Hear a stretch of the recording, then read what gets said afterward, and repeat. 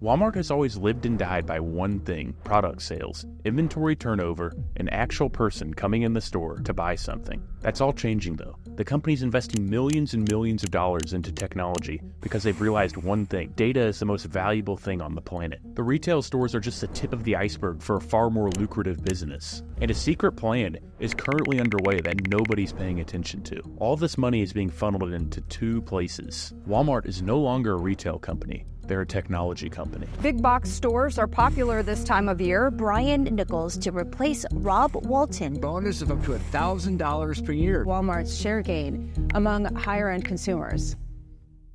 Okay, so in the past, the way retail used to work was pretty simple. There were four parties involved. You had a manufacturer, a wholesaler, a retailer, and a consumer. The manufacturer is the one who produces the goods, the one who has the assembly line, the factory, and they are the ones who sell the goods to the wholesaler. The wholesaler is a middleman between the manufacturer and the retailer. This would be a giant company like Pepsi, Coke, Unilever, these huge conglomerates that have tons of brands and products underneath them. So what they do is they sell in bulk to the retailer directly. The retailer is the actual store that sells to the consumer. So in this case, Walmart would go to a wholesaler, buy items, mark up the price, and then put them on shelves. And then the consumer, that's you, the person who goes into Walmart and buys things. And then Walmart, the retailer, gets to keep any profit that's left over. And honestly, this is the big problem with retail. The margins are razor thin. The average profit margin is only about 2.3%, which is tiny compared to other industries. And the big problem for Walmart is that their revenue is tied to one thing: product sales. If they don't sell products, they don't make money. That means if COVID comes along, guess what? Your sales plummet. And if someone buys from Amazon and not Walmart, guess what again? Your sales go down. And now you've got pretty much every company online selling the exact same products for the exact same price. If I want to get a new laptop from Walmart, I can also get that same laptop at Amazon, Best Buy, Target, Costco. Pretty much any retailer is going to have it for the exact same price. The reality is people don't shop the way they used to. They look up a product online, and then they go and pick it up in store where they have it delivered the same day. And that's largely thanks to Amazon pioneering e-commerce. Just for context, to put things in perspective for you, there are over 200 million Prime members, and the average person in the US spends around $91 a month on Amazon. Amazon's sitting at around 40% of market share for e-commerce. You know where Walmart is? All the way down at about 6.5%. They're a tiny fish in the sea compared to Amazon. And Amazon's getting billions of visits every single month. They're shipping like 1.5 million packages every single day. The output of all this? Data. Amazon has more transaction data than anyone on the planet. And they use all of it to make your buying process as seamless as possible. Personalized emails, home pages, cart reminders, product recommendations. All the things you don't even notice that cause you to make a purchase. It's all meant to be seamless so you don't even think about it. But behind the scenes, there's a huge AI brain powering all of this. Okay, but what does Amazon have to do with Walmart? What people don't realize is that Amazon's e-commerce business is just a front for the rest of the company. Don't believe me? Just look at their revenue breakdown. E-commerce accounts for less than half of their revenue.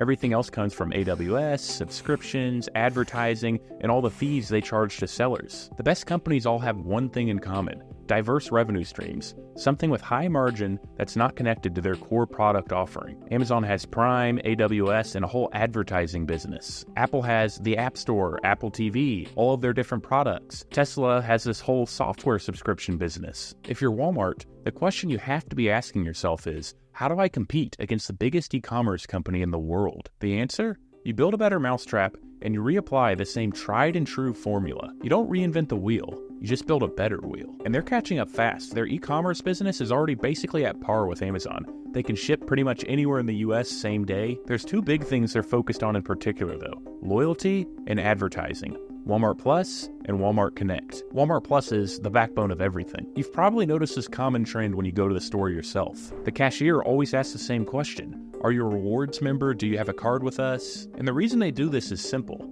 They want to tie your purchase behavior back to a user profile. Walmart wants to know exactly what you're buying, when you're buying it, and how often you're buying it. And you're happy to pay the membership fee because you get all the benefits: free shipping, special pricing, same-day delivery, access to Paramount Plus, and an easy way to pay just by scanning a QR code at the checkout. And in just 4 years, rumor has it, this program already has 60 million subscribers. I mean, if that many people subscribe to our channel, we could probably give away a free subscription to Paramount Plus too. Those 60 million subscribers for Walmart generate around $6 billion of annual revenue for the company. But the thing that's even more valuable retail is the data that Walmart's collecting off of them. And they use every ounce of it to deliver a better, more personalized experience to you, even predicting what you might be interested or what you might be about to purchase in some cases. The whole focus is on driving repeat purchases and new incremental revenue. You can think of this as revenue generated from specific marketing activities, sending a coupon, reminding someone to complete their order, personalizing the homepage to your preferences. All the revenue you wouldn't have otherwise generated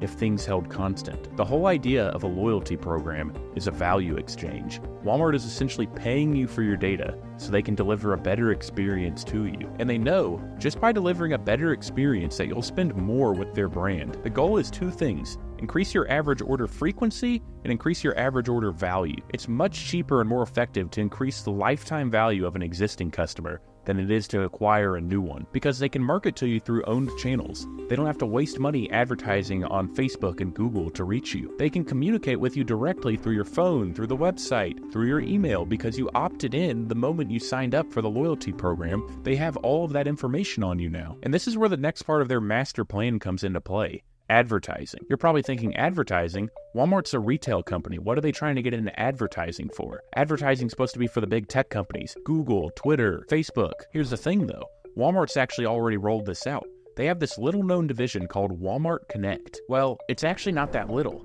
LinkedIn shows about 2,000 employees, and everything is led up by this one man, Seth Dallaire. And coincidentally, he's also the former VP of advertising at Amazon. Oh, and by the way, he also heads up Walmart Plus too. So what is Walmart Connect? Put simply, it's a retail media network. Have you ever noticed how the top search results on websites always say sponsored? All that means is that a company is paying to have their product show up first. Essentially, what a retail media network does is allow Walmart to monetize all of their proprietary first-party customer data. A big company like Nike can come in and say, can you display our shoes to everyone who purchased Adidas 6 months ago? Or make sure our Nike trainers show up every time someone searches for Adidas running shoes. The TLDR is that Walmart sells their data without actually ever giving companies access to that data. They're just paying Walmart to reach their target audience. And they can do that through every channel that Walmart offers: the website, the mobile app, email, even in-store advertisements. And things get even crazier because a company like Samsung can go to Walmart and say, hey, show our product as the first sponsored placement on Google. And this isn't just some little business. The digital advertising ecosystem is worth around $740 billion. In 2023, Walmart generated around $3.4 billion from this new business. The reason this is such a big deal is because retail media has huge margins. It can be anywhere between 70 and 90% sometimes. That's a lot better than the 2% that product sales give you. And guess what? The thing that feeds this whole ad network is the loyalty program, the actual channel that's collecting the customer data. It creates this whole flywheel effect where the loyalty program is actually the thing powering the advertising targeting. There's a reason Walmart just acquired Vizio for $2 billion, and it's not because they care about TVs. They just want another place to advertise through so they can reach people in their home via the home screen every time you turn the TV on. I mean, there's even a world where they could personalize ads to you in real time when you walk by the TVs in store using some sort of geofencing technology. Who knows, a couple years from now, you might be wishing you had just bought some Walmart stock. This strategy isn't just unique to Walmart though. Pretty much every single retailer is rolling this out right now. They're all trying to create giant ad networks like Google and Facebook and Twitter. From a consumer standpoint, that means you're going to get a lot more ads in the future. But the good news is they're going to be a lot more personalized to you, so they probably won't even feel like ads. And the fact that all these companies are competing against each other is actually really good, because in a free market, competition always drives down prices, and that's never a bad thing for the consumer. If you're anything like me though, I bet the real question you want to know is if your phone is actually spying on you and listening to your conversations. Check out our latest video if you want to know the answer to that.